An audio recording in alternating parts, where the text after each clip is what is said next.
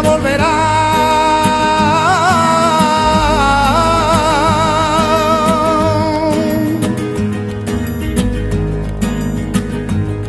Triste pena, ya déjalo ya.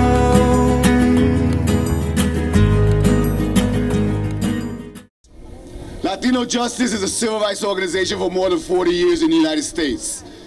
We have been part of the old, established civil rights community that has been looking for ways to use the courts to protect us. But we are not, and we cannot do our job about civil rights without talking about this drug war.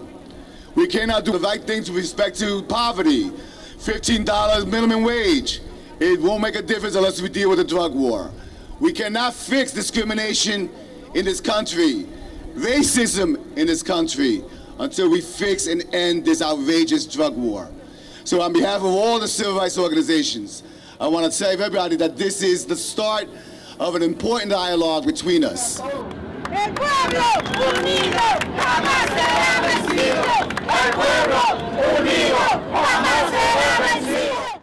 Hey, San Antonio, I want to thank you guys for, man, I'm getting a lot of good responses, and our citizens are waking up as far as even whether the proposal, but what you just saw there is what we had been advocating and doing for, a lot of years here in San Antonio. My advocacy started in 2007 when they were molesting the children. We became the Texas Families of Incarcerated Youth.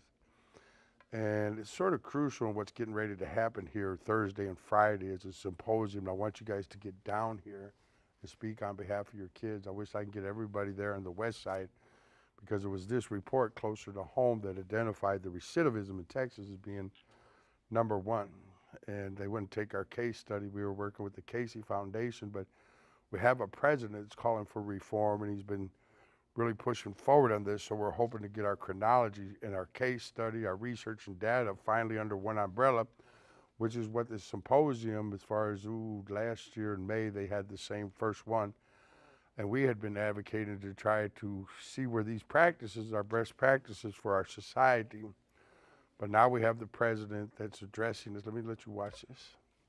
The question of how to reintegrate nonviolent criminals into society and keep them from returning to prison was the focus of a White House conference today. Correspondent Kevin Cork tonight on the politics and policy of prison reform. 2/3 of the 650,000 people released from prison each year are arrested again within 3 years. For President Trump, it was a chance to work on an issue with bipartisan appeal. We can help break this vicious cycle through job training, very important, job training, mentoring, and drug addiction treatment. Today's White House Criminal Justice Reform Roundtable, part of an initiative that was spearheaded by the president's son-in-law, Jared Kushner, whose father served 14 months in prison for tax evasion, among other offenses. The gathering, designed to build upon bipartisan and faith-based efforts to reshape the way the country prepares ex-convicts for life on the outside. We need to do more than simply remove people from society. Kentucky's Governor Matt Bevin says the need for reform is acute. The workforce in America demands this, is begging for this. There are millions of jobs that need to be filled. While the U.S. federal prison population has decreased by almost 100,000 inmates since 2009, there's still nearly 1.5 million nationwide. Worse, the number of women behind bars is up over 4,000 since 2012, 1 in 4 of whom are pregnant or single parents when they enter the system. You see what is happening to so many women in this country and single mothers who are trying to raise their family, most of whom are nonviolent offenders. America is going to arrest more than 11 million people this year. That's about 21 people a minute. We invest more than $80 billion in this criminal justice just for incarceration. But the ACLU says any real reform has to include a closer examination of the institutions that are responsible for what it calls America's mass incarceration problem. Imprisonment still continues to be the government's first response to problems associated with issues of drug addiction, mental health needs, and poverty. About 95% of federal inmates at some point will get out. In fact, we're told more than 600,000 of them will be released at some point this year. Well, thank you for taking this on. Thank you for making it an issue. You know, I think about your great vision for America, which is to make it great again. And I think about all that you and your team have done on tax reform and regulatory reform and coming into welfare reform. Those are all things that the state of Texas has been doing for a long time, as you know. But about 10 years ago, we decided that it was time that we really look at criminal justice reform, because America has 5% of the world's population, but we have 25% of the world's incarcerated. And when you think about 95% of those folks are all coming back out into communities, what can we do as a society to make sure that they are reintegrated at a successful rate instead of going back into prison, which 400 of 600,000 do. So in Texas, we changed our laws. We've shut 8 prisons down. We've decreased our incarceration rate by 20%. But the most important part of all of that is our crime rate is down 31% in the state of Texas. In the state of Texas, since we undertook all of these reforms, this works. And it is a beautiful, beautiful policy issue because it's bipartisan. Everyone agrees that we want those who are coming back out into our communities to have safer streets, to go back to their families, have stronger families, and be able to work in the communities where they once resided. So, amen, and we applaud you for really bringing this on. Well, thank you very much, Brooke. I appreciate that very much. Thank you very much, everybody. Thank you. That is vital. It's very vital. And what's here this week on Thursday and Friday there at UTSA, this is Professor Zine's number to call him and voice your concerns. I want every one of you that watched this to have had a child that had to endure what the president's called for in these reforms as far as the processes in the juvenile system and what we want to end. This can't be the prosperousness of what they said. It was just a few months ago, you know, because we were in Washington, and you go online, what you go online, We the People versus 50 states. It's a writ that we did there and that spoke in Congress. As far as this is a national campaign, but Texas is being identified as it was in the report closer to home, but not referenced to because of the uses of psychotropics to have the highest rate of recidivism. And that's why we're asking the president to meet with our Texas families of incarcerated youth.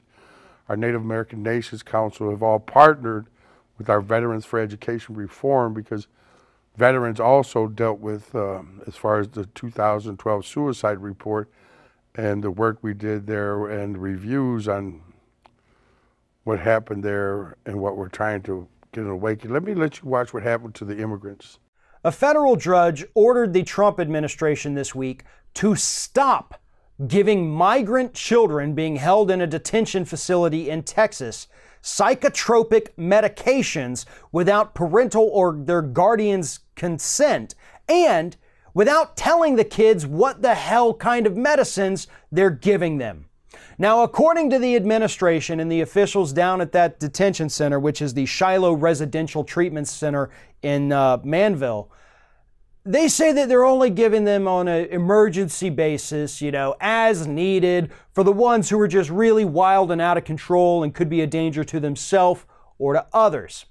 However, according to the testimony of those in the detention facility, these psychotropic medications are given to some kids every single day and in mass quantities, every morning, every night. There is no way that is an emergency situation. And they're given to some of these kids who do not have any behavioral issues whatsoever. What they're doing is trying to make these kids more compliant, trying to create these zombies in these detention facilities so that they don't have to do as much work, so that they don't have to listen to the screaming and the crying going on from these kids who were ripped away from their parents. They came here without a choice, and they're the ones being punished for this. And they're being drugged up by the Trump administration so that the ICE officials or whoever is running these detention facilities, the private contractors, so that they don't have to deal with that. And now we're also finding out earlier this morning, we now have a confirmed death at one of these detention facilities. About a week ago, we found out that we do have a confirmed case where a girl, I believe she was 6 years old, was raped by one of the guards. We have rampant abuse, kids being punched and kicked, and all sorts of other physical violence being perpetrated against them by the people running these detention facilities. All of these have been confirmed. And now we also know that they're drugging them up with these psychotropic medications that do have very long-term side effects. Some of them can cause people to commit suicide. They can create permanent brain problems with these kids. There's been plenty of lawsuits over the last decade that have proven that.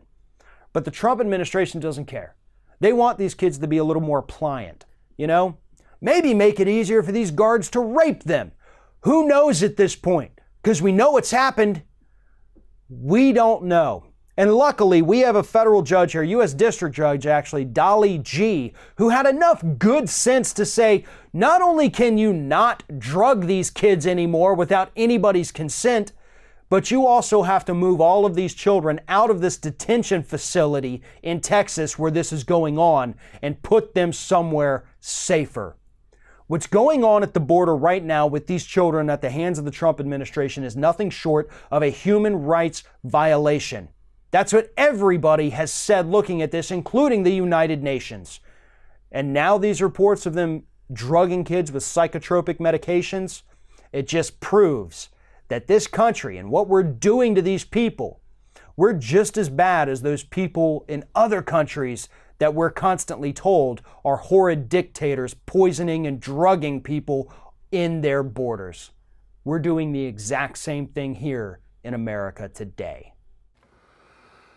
This is what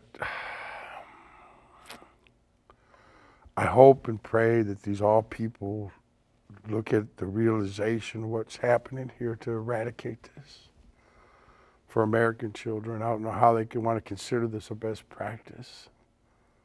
I mean, this is children, and you know, if they're saying, the judge is saying this is something we shouldn't be doing to any child, and this could be brought to the forefront here Thursday and Friday to call him, call this number, and ask him, is this part of your agenda for children of color, as to what the proposal we gave to the city when Ivy Taylor was the mayor here. And you know, I hate even saying that she was poisoned, but we never got the resource. They kept gang violence, gang task force, opioid task force, but we're not on point of matter as far as the mental health crisis that the judge ruled. You know, the Judge Jacks had ruled there, and you know, just as this Judge D did. And if we have that ruling, where are we not acknowledging it? And this is why I need you to call this number. And you know, there was a, let me let you watch this. This is Sheriff Parmelo. Jails are not the place to have people with mental illness. Bexar County Sheriff Susan Pomelo spent the day in Washington, where she took part in a congressional briefing on mental health. She also helped introduce a national initiative to address the large number of adults with mental illnesses and substance abuse disorders cycling through America's jails. Law enforcement increasingly is relied upon to deal with individuals suffering from those mental health issues. And that's not what jails were designed for. The sheriff today remarked about the success story of Bexar County's mental health court and how it has improved treatment for the mentally ill inmates at the county jail. She had gone to Washington, and they had did, Senator John Cornyn had did, after I had written the Texas version of the Mercy Act, the Redemption is Mine Act, Senator Cornyn did Senate Bill 2002, Mental Health and Safe Communities Act. And, you know, Parmelo was there talking about crisis intervention training, and we were advocating, you know, at the county court here, which was just what we finished with the commissioners last month, before we had gone for this extraordinary writ. And she talked about, you know, what she said there as far as this mental health being not belonging in our jails, you know, but we're spending a lot of money. There was a report that came out, I think it was on Fox 29, you can Google it, 300 insane inmates at the Bexar County Jail with no resource or nowhere to go. And that's why we tried to create the stabilization center on a reentry or even pre-entry program, as far as that Eagle Eyes that we had proposed to, again, former Mayor Taylor, as far as our first responders, our veterans, to be mentors on what's coming out, not functional. And I think I showed you on a couple shows back, you know, we had lost a couple first responders, but it's not just here. You know, it's a pandemic, as you know, Pomelo called for this to be a national model, but we thought crisis intervention training is not what we need. You know, we need suicide prevention, because when she came back, she had, I think, 4 suicides in 1 month. But this was showing as far as, and even now with these zombies, you know, I'm getting all these reports in from these prisons as far as, you know, requesting that these ombudsmen investigate what, you know, our prisons have turned into, you know, psych wards. You know, this is what happens here. It's what happened to our veterans. You know, we got 500,000 that got bad conduct discharges because what, you know, we had said when we broke the code of silence. Veterans are coming back, becoming police officers. And we're having this violence in our society not be acknowledged because, you know, they're spending the majority of the budget, like here in the San Antonio, is why on this Proposition A, B, and C, I'm going to vote yes because, you know, we're spending 60% of our budget to police. So that means they're spending money to incite violence. I mean, they're actually doing this to where, who's running this? I mean, how is this being done? How are we managing to invest? Well, we went to the commissioner's court there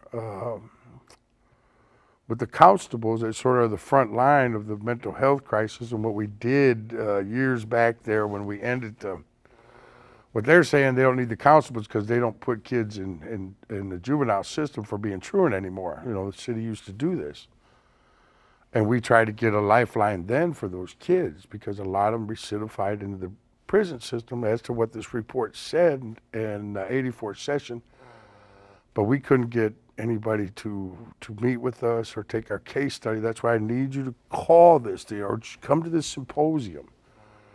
I mean, if I was dealing with what we're having to deal with through our city and everybody not wanting to put their finger on it or address the dysfunction that we're having in our society coming out with no resource. I mean, the advocates there for humanity on the west side, you know, are having church services and trying to raise funds even to feed this new homeless in America. These are kids. They're young kids. It used to be veterans, but the kids that were put on these psychotropic drugs they're coming out not functional. And the studies are showing, and that's why I thought it's imperative as to what the young man from the Latino Justice had said there at the beginning and what we need to be awakening on our policies and practices that we need to start writing. I mean, I'm an advocate, I'm a father, my son's a prisoner of this process. You know, as to why I asked you to send prayers. But, you know, he's a Native American, and we've lived through this for a lot of years, you know, as being considered animals by this system of justice. And that's why we're hoping that they take our research and our data and we look at the equities of our community safety first and foremost as to the facts. And, you know, this is what's happening in our jail right now. Good evening, I'm Deborah Knapp. A Bexar County Sheriff's deputy finds herself on the other side of a jail cell this evening. As Eyewitness News reporter James Keith shows us, the longtime detention deputy is facing serious charges. Bexar County Sheriff's Deputy Rita Alvarez was one of a handful of people arrested this morning by a federal drug task force. Sheriff Javier Salazar says Alvarez was collecting drug debts for this inmate, 35-year-old Cristobal Perez. It was physically given to her, and then the money found its way to the inmate through electronic transactions. Salazar says the deputy placed at least a couple $100s in Bettis's commissary account. Bettis has been in custody since late April for multiple drug-related charges. He's now facing a charge of engaging in organized criminal activity, the same charge, among others, for Alvarez. So why would this deputy, who's been at the sheriff's office since 2006, throw away her career and freedom for an inmate? We don't know, James, at this point if it was any sort of a romantic relationship, just a business relationship. I can tell you, and you know well, any relationship is unacceptable. Salazar wouldn't rule out gang involvement as a reason for the relationship. Right now, the sheriff is hopeful, though, no other deputies are involved. We're human. We have lives before we start our career. It's up to us to end those relationships when we get into this profession. Clearly, in this case, that did not occur. The sheriff says Alvarez is on unpaid administrative leave. We're also told her job is being terminated. That's the latest from the Bexar County Sheriff's Office. James Keith, KENS 5.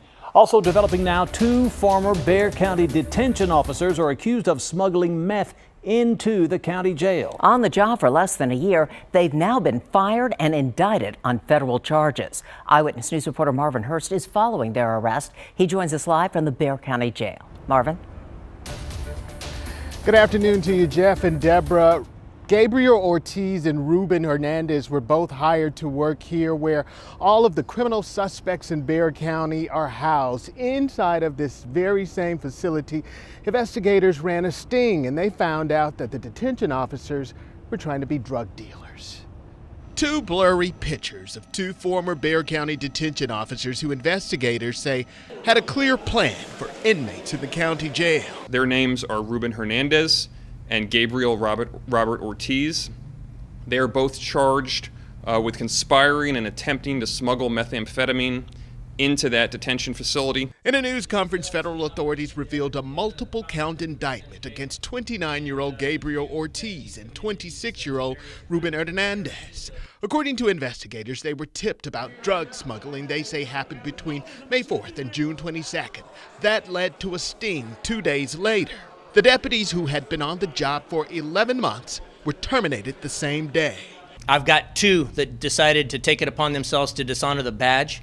And as I've mentioned before, if I find out that somebody is dishonoring this badge and this uniform, I will make it my mission to root them out, hunt them down, and separate them from the agency, and that's exactly what occurred today. Federal officials were short on the details of the sting and how many inmates were affected. We're not going to talk about the evidence right now, but I understand why you're asking, but we can't talk about that at this stage. Nor would they speak about how the introduction of drugs into the Bexar County Detention Center can be stopped. The conversation remained on the 2 men in the blurry pictures, whose detention jobs went down the drain for dope. Nobody despises a crooked cop more than a good cop.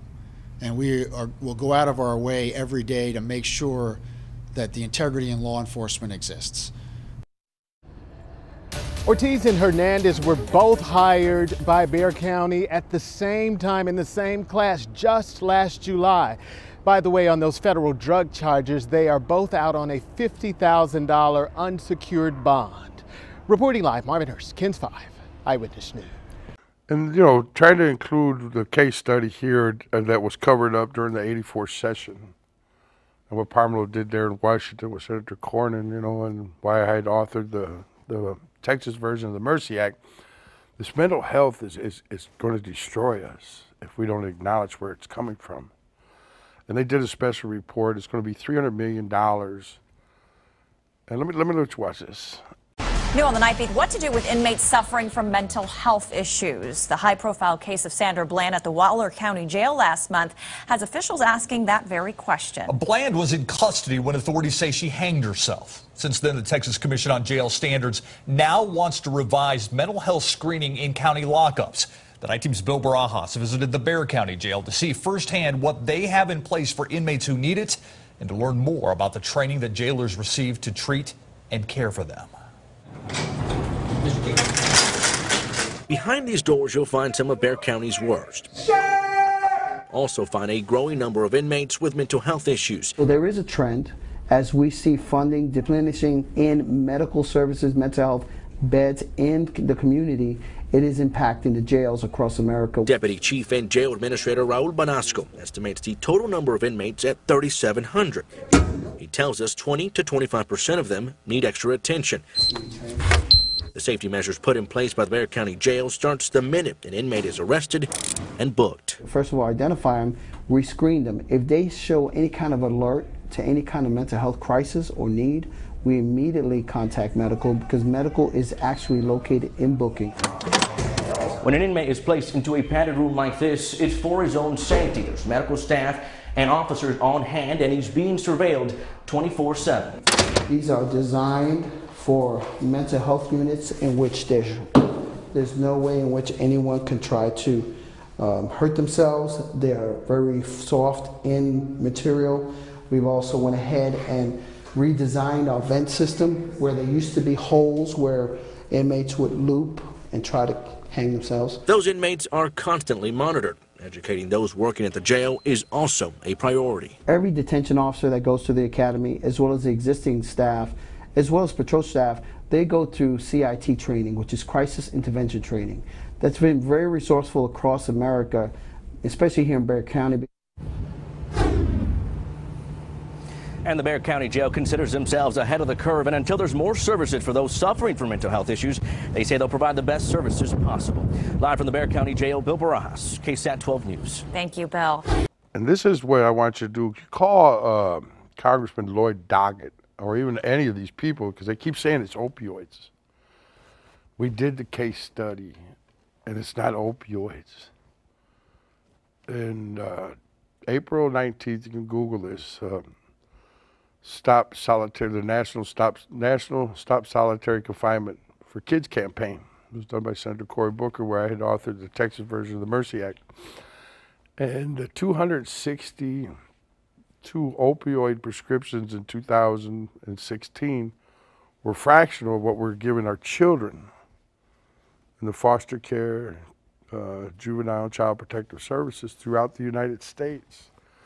Because they were saying that the mental health crisis, though this is where the combination shows the injustice as far as it being a crime for immigrant, we need to acknowledge for American, and this is the shocking part, they're indigent American children. They've taken the dysfunction, and our case studies are showing they're single parent mothers. But when you have a practice that's not being acknowledged because it's been a mistake and we've declared a public health emergency over opioids, when it's not opioids, it's this practice. And even when I ran for senator, I tried to raise that flag for these kids. I mean, I'm dumbfounded. My son's one of those prisoners, but this is continuing. And even when I talked to the representatives, oh, we're appealing it. What are you appealing? The governor said, I was there. The vice president said, resolve this evil. But the governor said, Abbott said, I want him to hold true to end this inhumane process as to what we referenced to on December 5th at the finance hearings. That it's the duty of all Texans to protect Texas children from abuse or neglect, especially under the care umbrella of Texas. So as he had said in the last session, I'm going to say today, this is the session we end youth imprisonment in Texas with the uses of psychotropics as a best practice. It's not just inhumane. It's what they said about immigrant children that I'm saying about American children. So this is something I'm praying that you guys can call this young man and make it a part of what they're doing at UTSA, because we the people want to bring the safety back to our society. So thank you.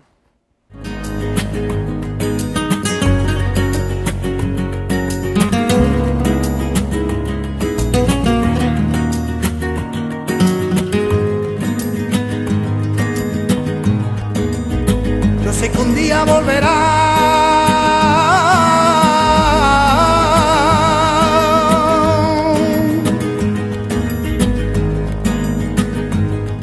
Triste pena, ya déjalo ya.